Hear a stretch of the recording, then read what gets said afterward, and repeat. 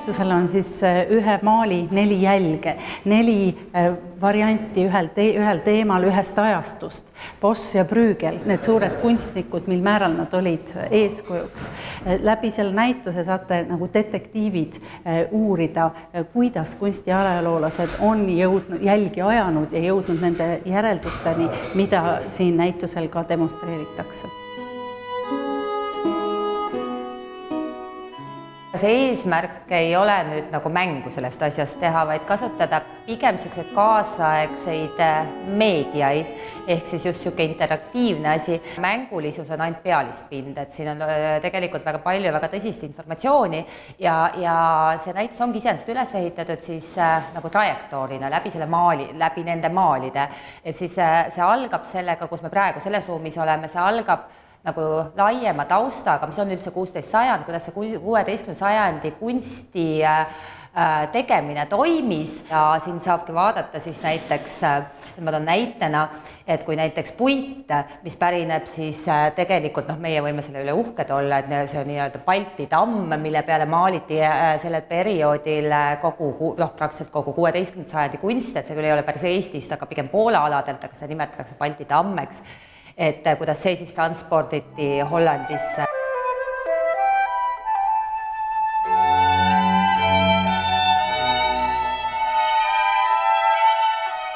In the 16th century and also the century before, the substrate to paint on very often was wood because canvas was rarely done.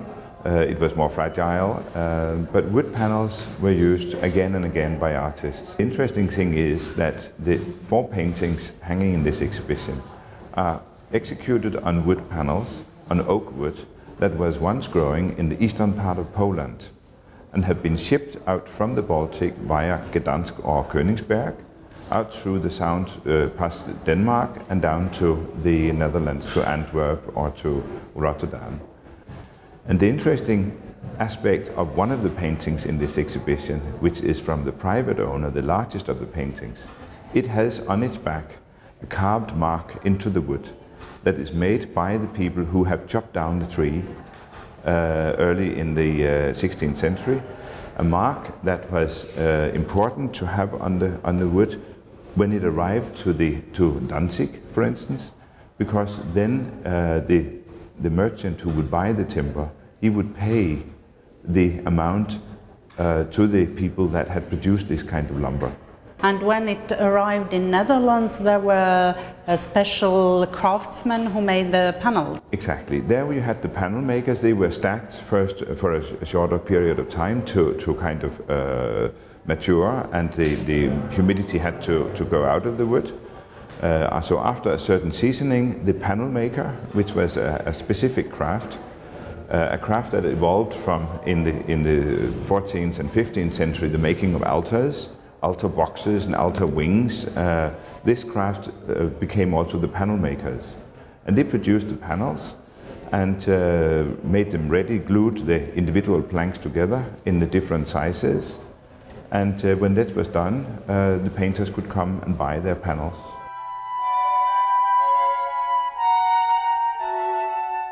Pigmendid, mis tulid tegelikult üle maailma kokku, et näiteks seesama ultramariin ehk laapislaatsuli, mis toodi tegelikult tänasest Pakistanist ja kuidas oli seal üks põhjus, miks ta oli niivõrd kallis pigment, et kallim kui kulla hind oli tema grammi hind, et kuidas ta siis Pakistanist toodi ja kõik need pigmendid, mis näiteks kõik ookrid, kui te vaatate ookrit, need on maa seest leitavad pigmendid, et seda imelist värvigradatsiooni, et kuidas neljal oli Itaaliast parimad leiukohad ja seda saab siin kõike vaadata, et kuidas see siis nüüd sinna kohta kokku jõudis, kus need maalid maaliti.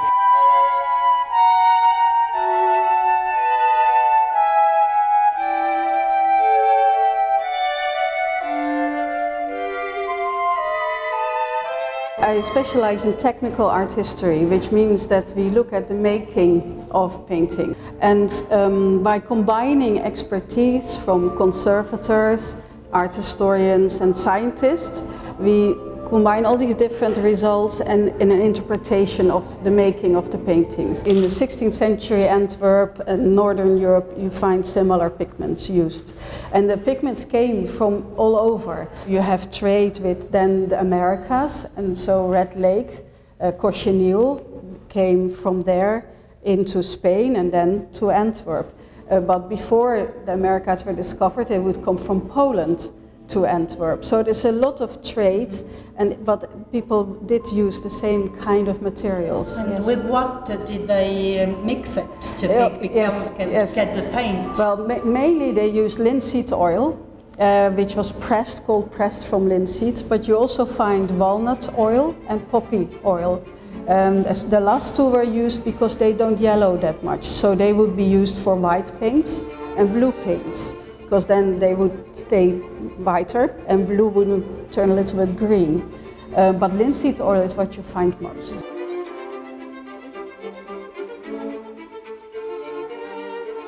Teine pool siis sellest ruumist räägib siis sellest, et kui need materjalid kokku toodi, need maalid siis ära maaliti, et mis nendest maalist edasi sai, et kuidas kulges nende nii-öelda see trajektoor edaspidi.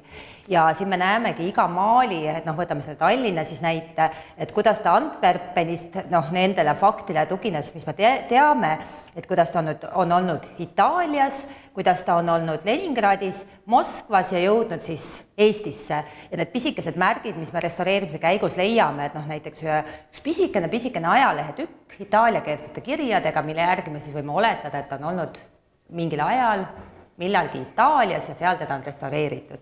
Ja samamoodi nagu nende teiste maalide trajektoorid, et nii-öelda see geograafiline taust nagu sellele perioodile ja nendele maalidele. Siis edasi see näitus kulgeb siis järgmises ruumis, mis räägib juba pildist.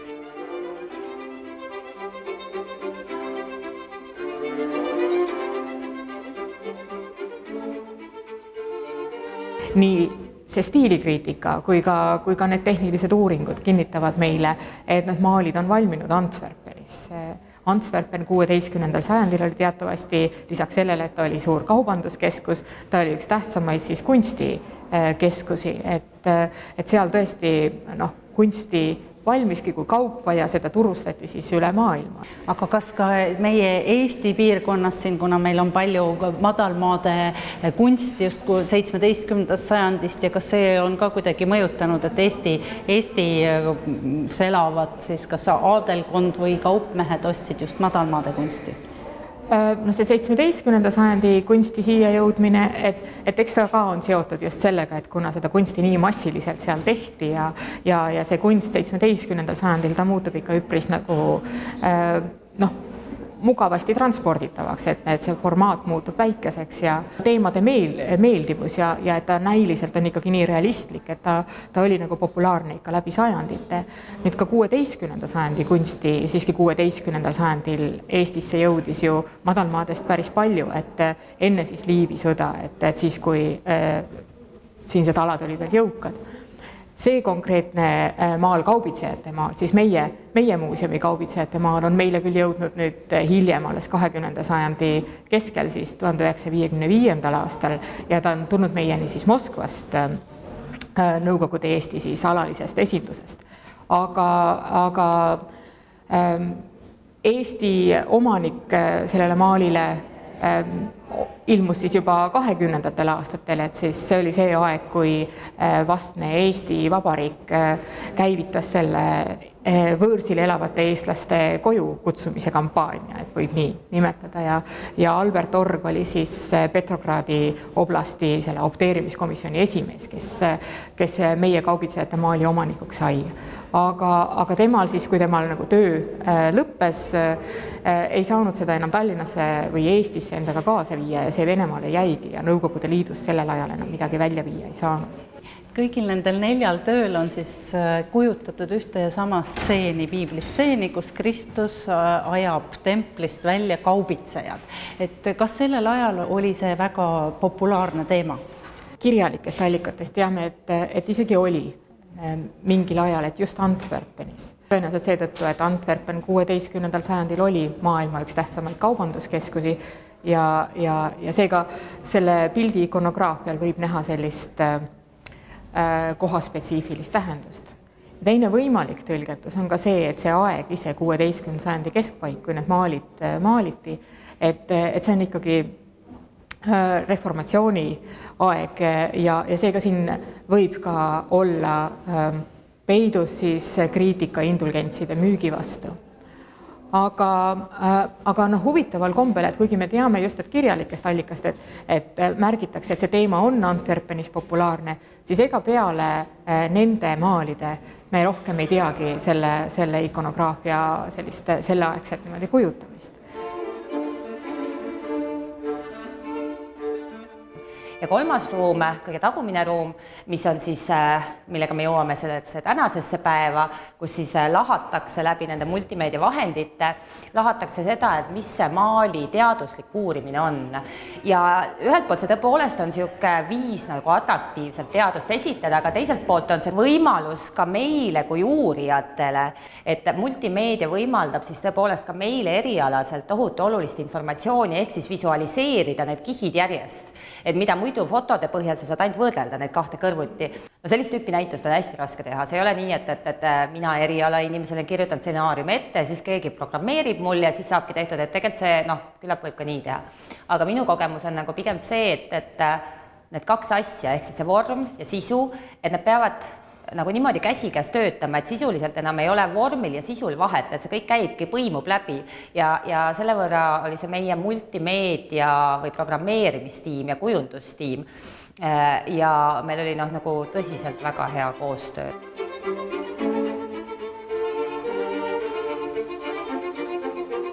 Mõttetööd on ikka siin 100 tundi läinud selle peale, mis teha, kuidas aga lõpus hakati kokku joonistama, mõtlema ja üks hästi lihtne, tore funktsionaalsus on näha, et meil on luup on peal ja näiteks kui sinna näha, et on kott, siis kui tõmbame luugi peale, siis on näha, et on hoopis tegelikult sigakotis, et luup teeb nagu sellise infrapunapildi sellest. Ehk et meil tuli mõte teha selline Da Vinci koodi uurimistüüpi ja uurida ja luubiga käia. Kuidas me saaks rahvale edastada sellist põnevust, kuidas oleks uurimine ja kõigile üks mõte, et see luup käes on see, mis on sellise Sherlock Holmesi sarnane mõte, et sa saad ikkagi maali sisse näha. This is the screen where they show X-ray and infrared, for example. And as you can see, this is the Tallinn painting. And this shows you the X-ray, and the X-ray can go through all the paint layers, but will be showing anything that has lead in it, as we know with X-rays.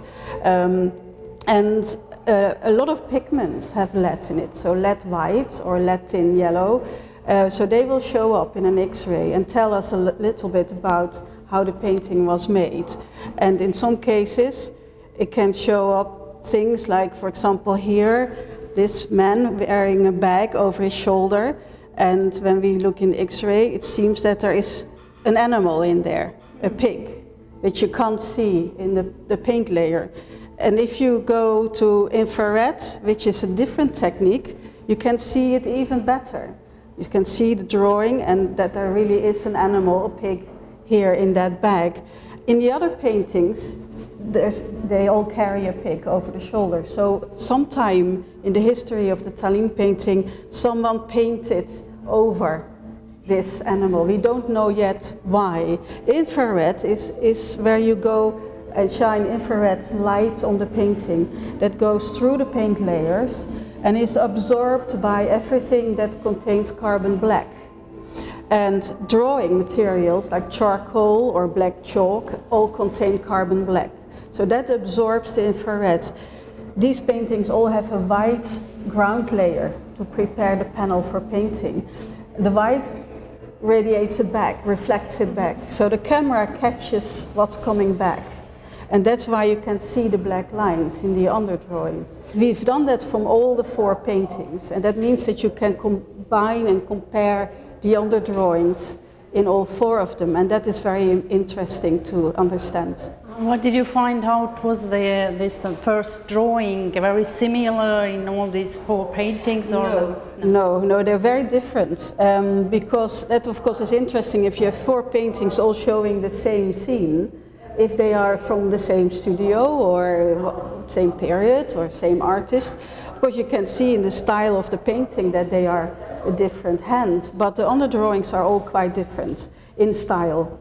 And some are much more precise, really clearly delineating everything. Others are very sketchy. These kind of things are interesting to compare because, for example, you see the flags here, they are in the underdrawing also.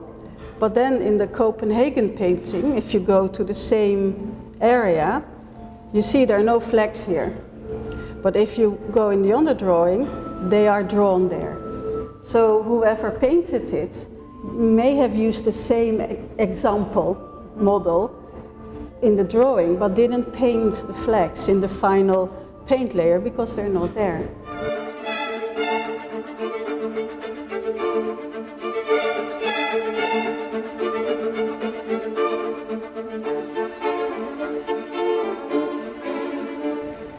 Aga miks on seostatud neid maale just Boschi ja Bruegeliga? Otseselt võib-olla stilistiliselt need kõige rohkem haakuvadki Hieronymos Boschiga, sest Bosch on kunstiajalooliselt tuntud just selle poolest, et ühelt poolt need sellised kehvikutüübid, et mida varem kunstis kohtab väga harva, et tõesti ainult üksikute pühakute elulugudes on need sandid sees, aga Bosch hakkab neid siis nagu rohkem kujutama ja ka just see selline karikatuursus, grotesk ja Bruegeliga haakuvad just need sellised vanasõnade mängud ja mida siit leiab palju, et just, et selline kahetähenduslikkus, et ka see käega kella osuti, et jällegi, et sõnamäng, et see sõna hand on ühelt poolt nii seier kui siis käsi, või siis see hani kotis või ma arvan, et siin on tänaseks ikkagi nii palju neid vanasõnu, mida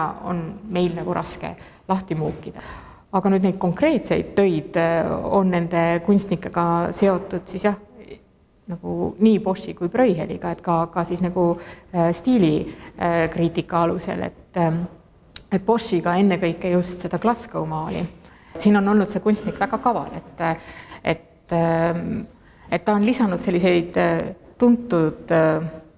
Boschi tuntud töödest selliseid ekstra detaile, näiteks see fantastilise taimelaadne moodustis selle templi ülaosas, et see tundub väga Bosch ja kui nüüd vaadatagi Boschi töid, et siis see on praktiliselt copy-paste või meetodil võetud siis maiste ihade aia altari siis ühelt siis sisetahvlilt ja see maastik, mis seal taga näete, see on jällegi laenatud siis kuningate kummardamise altarit. Kas tollal oli see kopeerimine ka taunitav nähtus või miks seda Boschi niimoodi kopeeriti?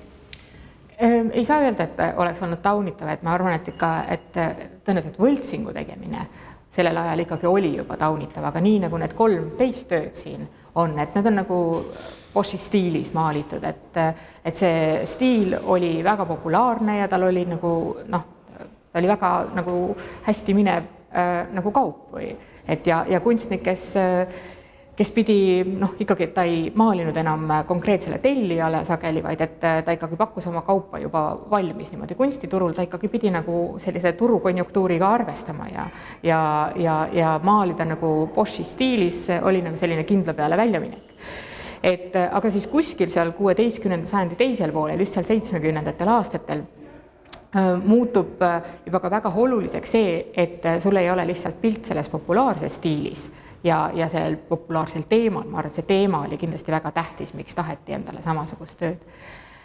Vaid tähtis on ka see, et sul on juba nii-öelda autentne Bosch, mis sellel ajal oli väga raske saavutatav, sest Bosch ringles väga vähe neid autentseid töid. Ja üks siis kõige kirglikum Boschi kogu ja sellel ajal oligi siis Hispaania kuningas Felipe II, kes arvas endal olevat isegi 26 Boschi maali ja tema siis kindlasti nagu käivitas selle tohutu nagu võltsingute turu ja nüüd seda Glasgow maali võib siis nagu täiesti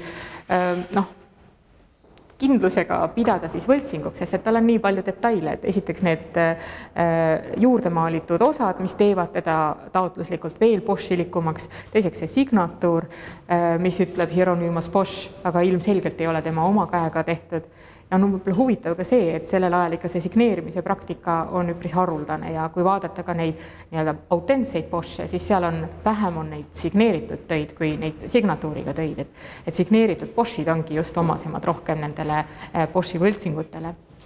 Aga tehnilised uuringud näitasid, et selle värvide sisse on ka siis segatud tahma, mis on siis see võte, et sa maalid värske töö, aga ta juba näeb välja, nagu ta oleks üpris vana.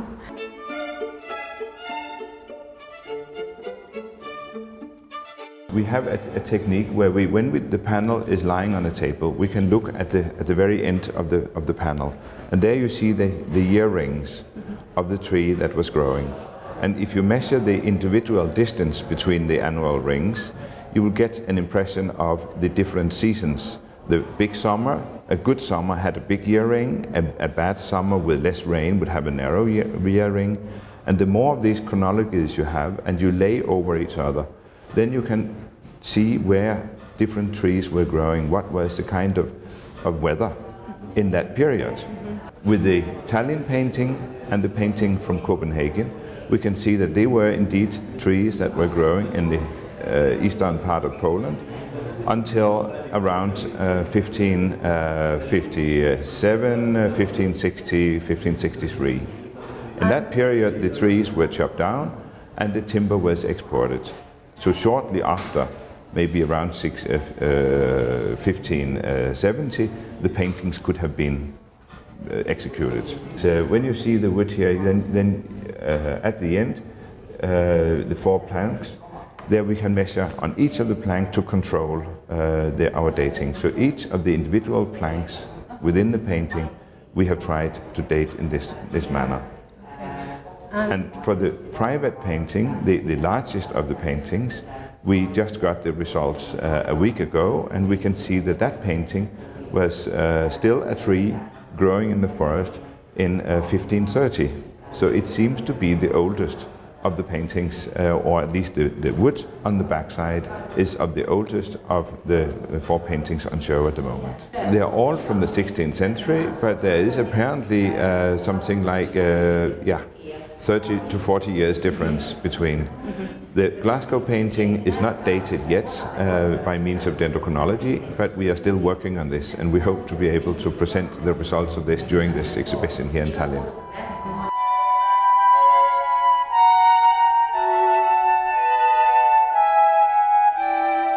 Et mis on siis väga omapärase ikonograafilises plaanis 16. sajandil?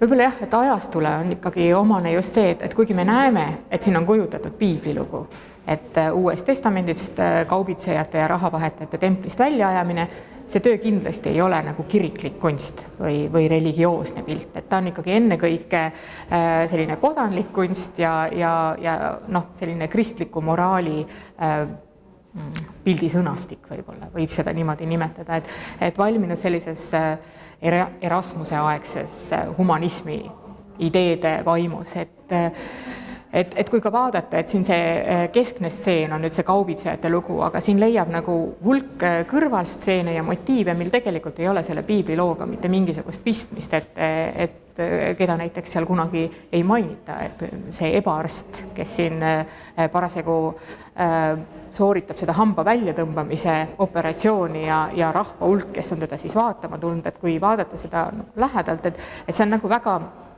jutustav stseen, et selle ebaarsti laual on siis, võib näha, et tema rekvisiidid, aga ka 3 prillid, mis siis ühelt poolt peaksid nagu viitama sellele, et tegemist on väga erudeeritud mehega, aga tegelikult siis, kui sa oskad seda pilti selle ajastu kontekstis lugeda, ta ütleb vastupidi, et see on nagu pettusele osutav stseen.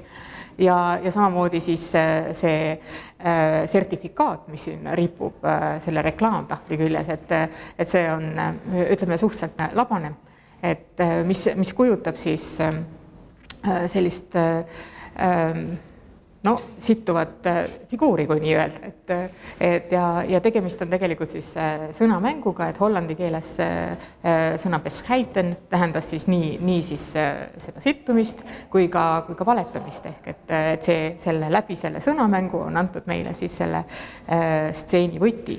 Aga siis ka veel rahva hulgas, et võib näha, et siin on ka üks siis selle ebaarsti käsilane, kes parasjagu siis ühelt pealtvaatajalt, kes ainiti siis seda tegevust siin vaatab, lõikab tema vöölt rahakotti, et siin ka just, et see pettus ja petta saamine, et eriti hästi tuleb nagu Tallinna maalil just välja, et selle rahva hulk, et sealt leiab nii talupoegi kui aadlikke, nii mustlasi tõenäoliselt siis siin, kui ka siis turbaniga moslemeid, et tõenäoliselt jällegi öelda tahetakse meile, et see selline petta saamine või see rumalus, et see on siis nagu inimesele üldomane, et see ei sõltu nagu sinu mingisest etnilisest kuuluvusest või sotsiaalsest klassist.